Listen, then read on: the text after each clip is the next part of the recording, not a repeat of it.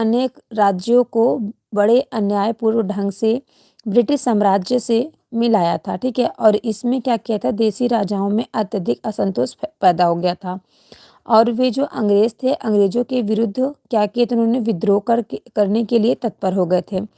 ठीक है, तो 1857 की जो क्रांति थी, इसमें राजनीतिकरण का पहला कारण यही था कि लॉर्ड डलहौजी की साम्राज्यवादी नीति, जो कि 1857 की क्रांति का विद्रोह का प्रमुख कारण बना। ठीक है, जिसमें क्या होता है, लॉर्ड डलहौजी की साम्राज्यवादी नीति थी और उसने गोद निषेध, ठीक है, इसमें गोद निषेध की बात हो रही है।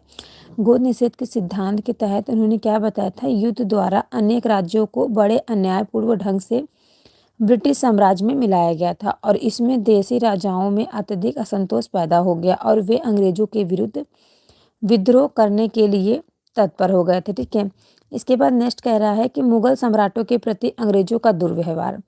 इसके बाद कह रहा है ईस्ट इंडिया कंपनी का कुशासन, यानी कि ईस्ट इंडिया कंपनी के संचालन अंग्रेज थे, इसलिए वे भारतीयों का सम्मान नहीं करते थे और उनके कुशासन के कारण भी क्या हुआ, 1857 की जो क्रांति हुई थी। ठीक है, इसके बाद कह रहा है फ्रेंड्स यहाँ आर्थिक कारण, आर्थिक कारण में क्या बता रहा है कि भारतीय उद्योग धंधों का विनाश हो गया, उसके बाद जो कृषकों का शोषण हुआ और धन का विदेश जाना, तो इस सभी प्रकार से हो रहा था। फ्रेंड्स देखिए, सबसे पहले मैं आपको बता दूं आर्थिक कारण क्या थे। तो भारतीय उद्योग धंधों का विनाश मतलब भारतीय उद्योग धंधों के नष्ट होने से क्या हुआ, लोगों की हालत क्या हो गई, खराब हो गई थी। ठीक है, इसके बाद देखिए फ्रेंड्स नेक्स्ट कह रहा है कि कृषकों का शोषण, कृषकों का शोषण किस प्रकार से हुआ कि देखिए अंग्रेजों ने किसानों का विभिन्न तरीकों से क्या किया था, शोषण करना शुरू कर दिया था। ठीक है, इसके बाद नेक्स्ट कह रहा है धन का विदेश जाना, धन का क्या हुआ, विदेश जाना, यानी कि अंग्रेजों ने भारतीय धन को विदेश में भेजना प्रारंभ कर दिया था। ठीक है, भारतीय धन को विदेश में भेजते थे और वही विदेश से धन ला करके जो उनका माल हुआ करता था वही माल उनको ज़्यादा पैसे में बेचा करते थे। ठीक है, ये कौन करते थे, अंग्रेज करते थे। ठीक है, अंग्रेजों ने क्या कर दिया था, भारतीय लोगों को परेशान करके रखा था। नेक्स्ट कह रहा है धार्मिक कारण, धार्मिक कारण में उसमें फ्रेंड्स क्या क्या बताया गया है, हिंदू और मुस्लिम धर्मों का निरादर, यानी कि अंग्रेजों ने हिंदू तथा मुस्लिम दोनों ही धर्मों को निरादर करना शुरू कर दिया था। इसके बाद कह रहा है ईसाई धर्मावलंबियों को विशेष सुविधाएं, जिन लोगों ने ईसाई धर्म अपना लिया था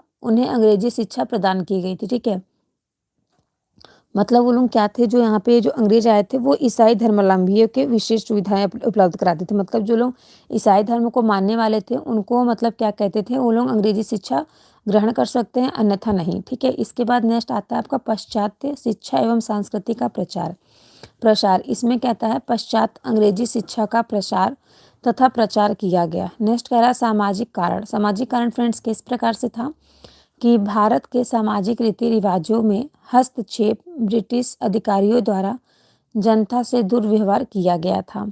इसके बाद नेक्स्ट कह रहा है सैनिक कारण, सैनिक कारण में बता रहा है कि कंपनी की जो भेदभावपूर्ण नीति, उसके बाद कह रहा है अफगान और कीनिया युद्धों का प्रभाव। नेक्स्ट कह रहा है कि चर्बी वाले कारतूसों का प्रयोग करना। तो देखिए मैं आपको बता दूं, जो कंपनी की भेदभावपूर्ण नीति थी, इसमें क्या करता था, कंपनियों ने भारतीयों और अंग्रेजों सैनिकों के बीच क्या किया था, भेदभावपूर्ण नीति अपनाई थी। इसके बाद नेक्स्ट कह रहा है अफगान और कीनिया युद्धों का प्रभाव। तो अफगान तथा कीनिया जो था, कीनिया के युद्धों को प्रभाव भी लोगों पर पड़ा। ठीक है, इसके बाद कह रहा है चर्बी वाले कारतूसों का प्रयोग करना। तो देखिए जो गाय की चर्बी वाले कारतूसों का प्रयोग पर भारतीय सैनिकों ने क्या क्या विरोध किया था। तो जैसा कि फ्रेंड्स मैं आपको बता दूं, यहाँ पे क्या होता है कि जो हिंदू लोग थे, हिंदू लोगों को क्या कहता था, गाय की जो चर्बी थी उसको कहता था मुंह से खोलने के लिए।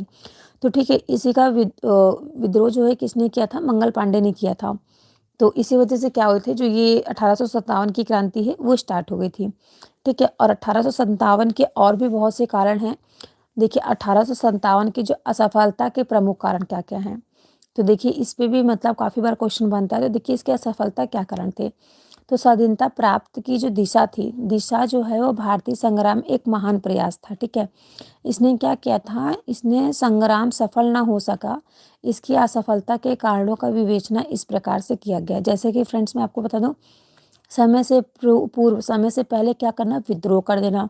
उसके बाद सैनिक जो थे, सामग्री का अभाव होना, सैनिकों के पास अधिक सामग्री का ना होना। उसके बाद कह रहा कुशल नेतृत्व का अभाव, मतलब उनके पास अच्छी शिक्षा दीक्षा नहीं थी। नेक्स्ट कह रहा है कि अंग्रेजों की विकसित